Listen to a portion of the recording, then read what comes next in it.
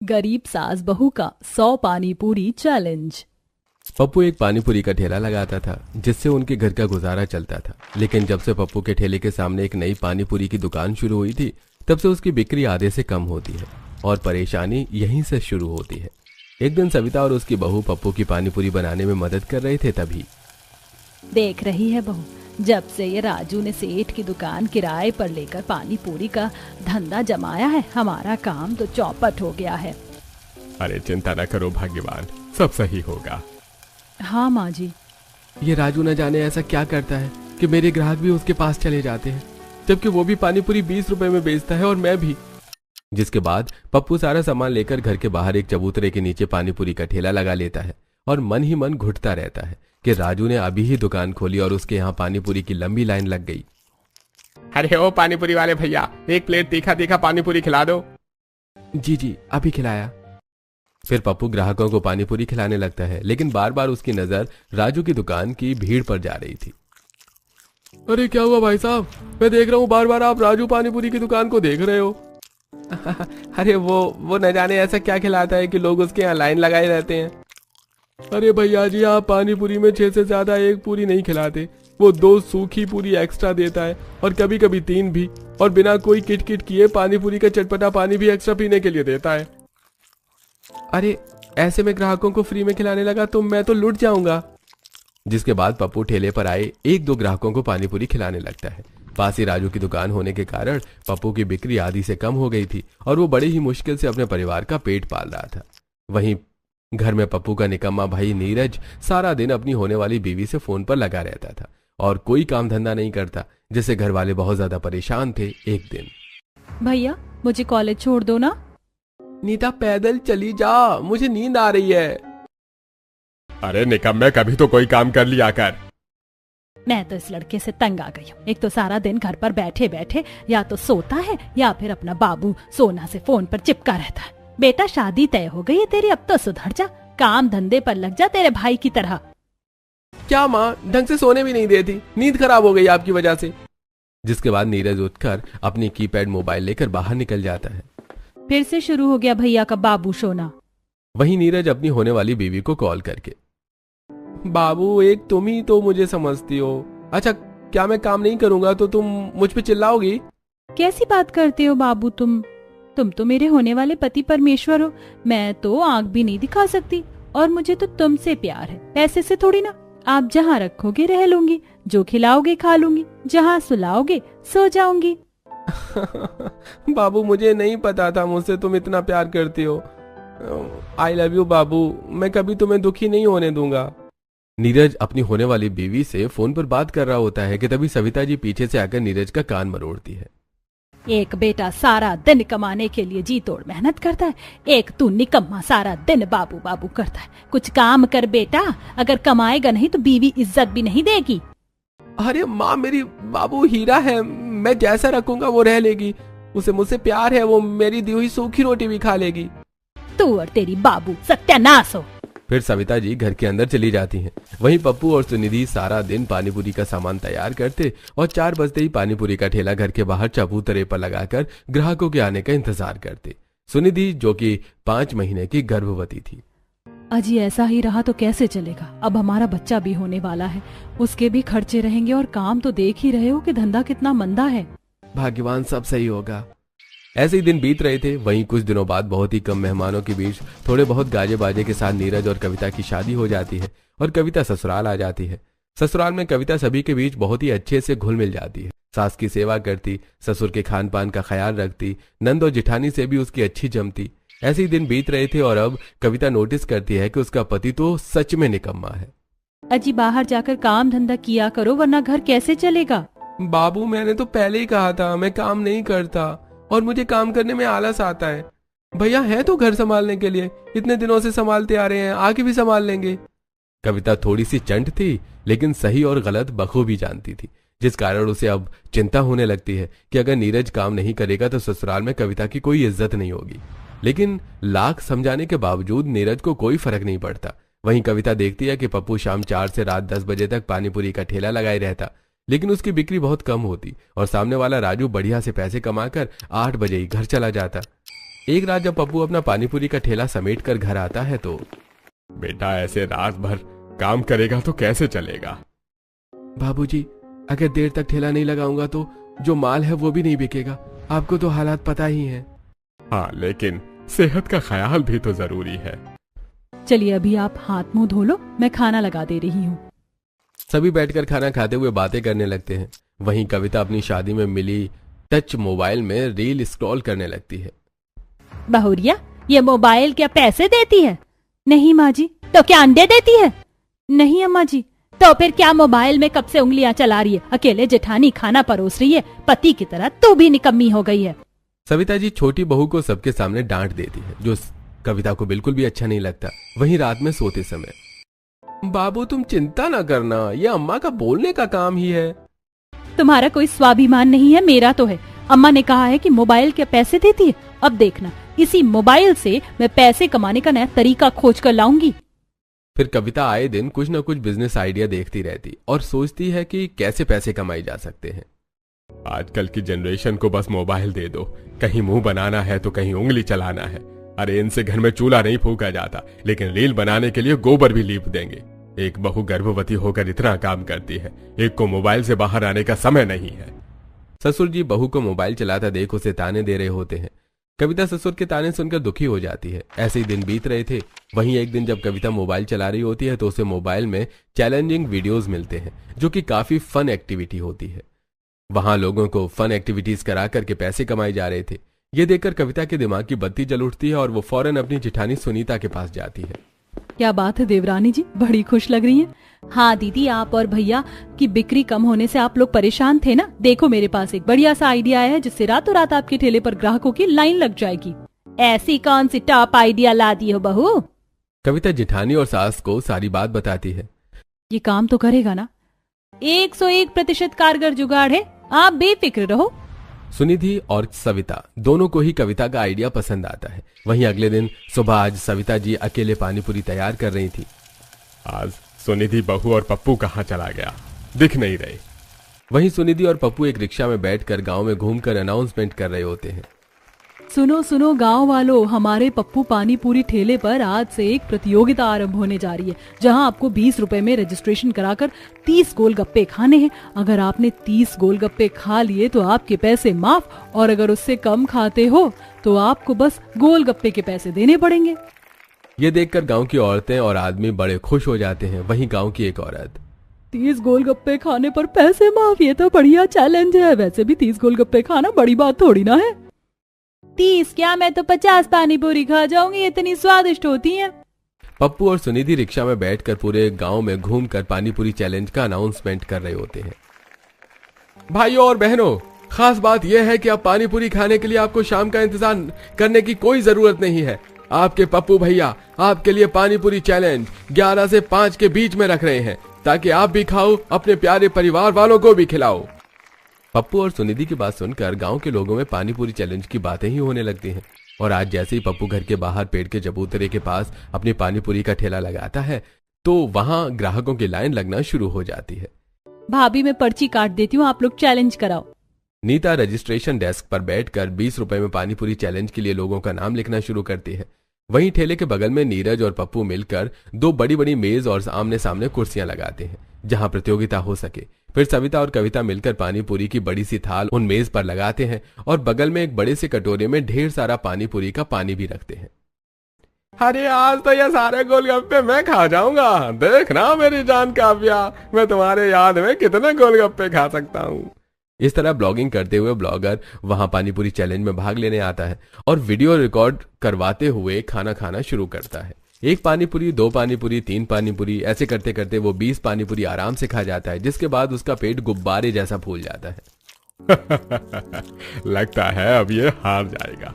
बेटा जी और जल्दी जल्दी खाओ, बस 10 ही पानीपुरी है। जीत जाओगे तो पैसे देने पड़ेंगे। और ये वीडियो देख रही काव्या को क्या मुंह दिखाओगे? आसपास में भीड़ लगाए लोग हंसने लगते हैं। वहीं रमेश फटाफट बिना पानी के रगड़ा पूरी खाकर पानीपुरी का पानी पीने लगता है, लेकिन 25 पानीपुरी में ही वो हार मान लेता है। अरे काव्या के चक्कर में आज तो मैं 25 पानीपुरी खा गया। सॉरी बाबू, नेक्स्ट टाइम मैं ज्यादा खाऊंगा। वैसे गाइस वीडियो पसंद आई हो तो लाइक कमेंट जरूर करिएगा। ऐसा कहकर रमेश वो वीडियो सोशल मीडिया पर अपलोड कर देता है और 25 पानीपुरी के पैसे देकर वहां से चला जाता है। वहीं जो भी लोग रमेश का ये वीडियो देखते वो पप्पू के पानीपुरी चैलेंज के लिए और भी ज्यादा एक्साइटेड हो जाते और वहां चैलेंज करने के लिए लंबी लाइन लग जाती। जो लोग जल्दी जल्दी पानीपुरी खा रहे थे, किसी किसी के मुंह में पानीपुरी पूरी जाती ही नहीं, आधा पानी बाहर गिर जाता है और वो आउट हो जाते हैं। वहीं कोई मुश्किल से 6 ही पानीपुरी खा पाता है और कोई 30 खाकर खुद को विजेता जैसा महसूस करता है। वहीं औरतें भी बड़े ही चाव से आकर पानीपुरी खा रही थी। ज्यादातर औरतें तो आराम से 30 पूरी और उससे ज्यादा खाई जा रही थी। चैलेंज के लिए इतनी लाइन लगी थी कि जल्दी जल्दी पानीपुरी की प्लेट से पूरियां गायब हो रही थी और पानी खत्म हो रहा था। वहीं शाम में ये आइडिया तो काम कर गया बहू। लोगों ने 20-20 करके आज ढेर सारे रजिस्ट्रेशन कराए पापा, और देखो रजिस्ट्रेशन से इतने पैसे आ गए जितना भैया एक हफ्ते में नहीं कमा पाते। वाकई आज तो मजा आ गया पानीपुरी चैलेंज करवाकर। मेरी बीवी का आइडिया था इसलिए काम कर गया। तेरा आइडिया होता तो अभी तक ठेला बंद हो चुका होता। सविता की बात सुनकर सभी हंसने लगते हैं। वहीं अब रोज 11 से 5 पूरा घर पानीपुरी चैलेंज में लग जाता है और लोग आकर बड़ी खुशी से चैलेंज में पार्टिसिपेट कर रहे थे और फ्री में 30 पानीपुरी खाने लगते हैं। कुछ दिन ऐसे ही बीतते हैं। पहले तो सब ठीक था, लोग इतनी पानीपुरी नहीं खा पाते थे, लेकिन ये अचानक से सभी आसानी से 30 पानीपुरी खा लेते हैं। चैलेंज के चक्कर में लोगों ने हैबिट बना ली है दीदी, हमें अब इसे 50 कर देना चाहिए। 50 पानीपुरी कोई क्यों ही खाएगा भला बिना मुनाफे के। मुनाफा है ना माँ जी, ये चैलेंज हम कपल्स के लिए रखेंगे। वो यहाँ अपने पार्टनर को इम्प्रेस करने आएंगे। जो 50 पानीपुरी खा लिया समझो अपनी पत्नी या पति से बहुत प्यार करता है। वहीं हम उन्हें इसके बदले 1 हफ्ते तक फ्री में पानीपुरी खिलाएंगे और रजिस्ट्रेशन फीस 20 से 50 कर देते हैं। कविता का आइडिया सुनकर घर में सभी आश्चर्यचकित रह जाते हैं कि उनका दिमाग इतना तेज क्यों नहीं है। वहीं अगले दिन फिर से सुनिधि और पप्पू गांव में रिक्शा से अनाउंसमेंट करते हैं, नाराज बीवी को पति को चुटकियों में मनाओ। पप्पू पानीपुरी वाली के यहाँ 50 पानीपुरी चैलेंज में भाग लेकर 7 दिन तक फ्री पानीपुरी खाने का मौका पाओ। इस तरह दोनों पति पत्नी गांव भर में उनके नए पानीपुरी चैलेंज का ऐलान करते हैं। फिर ठेले पर दोनों सास बहू बढ़िया सा पानीपुरी तैयार करती हैं। वहीं 11 बजते ही गांव के ढेर सारे पति पत्नी गर्लफ्रेंड बॉयफ्रेंड पप्पू के ठेले पर लाइन लगा देते हैं। ये देखकर सविता के होश उड़ जाते हैं कि अब की तो पहले से ज्यादा लोग आए हैं। अब मुकाबला शुरू होता है। लोग अपने पार्टनर को ये प्रिटेंड करने के लिए 50 गोलगप्पे खाने की होड़ में लग जाते हैं कि वो अपने पार्टनर से बहुत प्यार करते हैं। जीतू, तुम्हें मेरे प्यार की कसम, तुम हार नहीं मानना। तुम्हें 50 गोलगप्पे खाने ही होंगे, वरना मेरी नाक कट जाएगी। पापा शादी किसी और से करा देंगे अगर तुमने अपने प्यार की परीक्षा ना दी। बेबी चिंता मत करो, मैं तुम्हारे लिए 7 दिन का पानीपुरी का फ्री सब्सक्रिप्शन लेकर ही मानूंगा। वहीं दूसरी तरफ, अगर तुमने आज मेरे लिए ये 50 गोलगप्पे का चैलेंज पूरा नहीं किया तो मैं कुएं में कूद जाऊंगी। अरे बढ़िया, तू चिंता मत कर, तेरा बड़ाऊ ही 7 दिन का फ्री पानीपुरी सब्सक्रिप्शन लाएगा। फिर जीतू और रामलाल के बीच मुकाबला शुरू होता है। रामलाल जी अपने बूढ़े हाथों से जल्दी जल्दी पानीपुरी को चबाने लगते हैं। वहीं जीतू एक के बाद एक जल्दी जल्दी पानीपुरी खाने लगता है। रामलाल जी के खाने के तरीके को देख सब उन पे हंस रहे होते हैं। वहीं वो जल्दी जल्दी सारे गोलगप्पे खाकर सारा पानी एक बार में कटोरा मुंह में लगाकर पी जाते हैं और जीतू 25 गोलगप्पे में ही हार मान लेता है, जिस कारण उसकी गर्लफ्रेंड उससे गुस्सा होकर वहां से चली जाती है। वहीं, अरे मुबारक हो चाचा, आपने ये प्रतियोगिता जीत ली। अब आपको 7 दिन के लिए पानी पूरी फ्री मिलेगा। अरे बढ़िया, देख ले, फाइनली तेरे बड़ाऊ ने तेरे लिए सब्सक्रिप्शन ले ही लिया।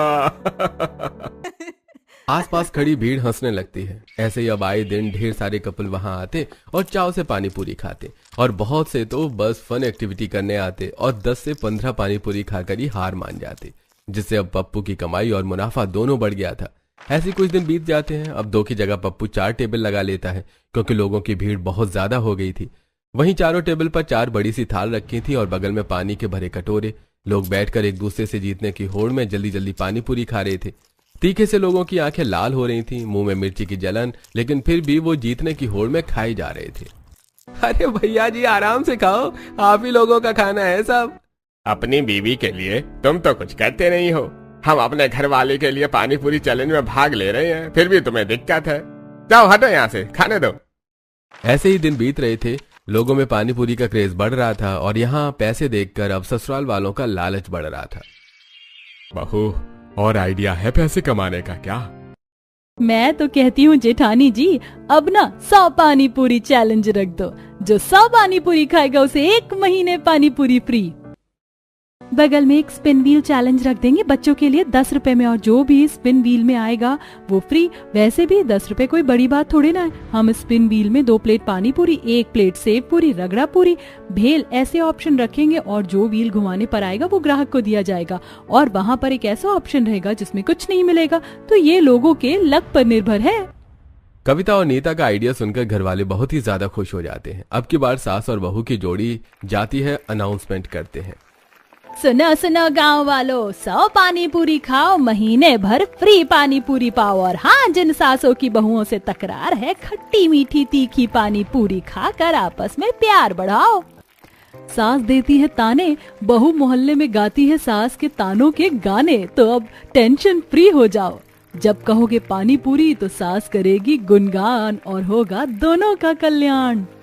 इस तरह जब सुनिधि और सविता जी की जोड़ी गांव में लोगों के बीच जाती है तो सारी औरतें इंप्रेस हो जाती हैं और अपनी अपनी बहुओं और सासों को खुश करने का ठान लेती हैं, और एक साथ सभी पप्पू पानी पूरी वाली की दुकान पर लाइन लगा लेती हैं। वहीं सभी इस पानी पूरी चैलेंज को सास बहू के पानी पूरी चैलेंज के नाम से वायरल कर देते हैं। वहीं जब से चैलेंज शुरू हुआ था, राजू की दुकान पर लोगों का आना भी बंद हो गया था। वो सारा दिन इंतजार करता कि कोई ग्राहक आए और उसकी बिक्री होए, लेकिन चैलेंज के कारण गांव के सभी लोग पप्पू की दुकान पर मनोरंजन में बिजी थे। अब की चैलेंज बड़ा था, जिस कारण मेज पर 2 पानी पूरी से भरी थाल रखी जाती है और बड़े कटोरे में पानी पूरी का पानी रखते हैं। हे भगवान, क्षमता देना 100 पानी पूरी खाने की। अगर मैंने खा ली तो सासू माँ इम्प्रेस होकर अपनी प्रॉपर्टी मुझे दे देंगी।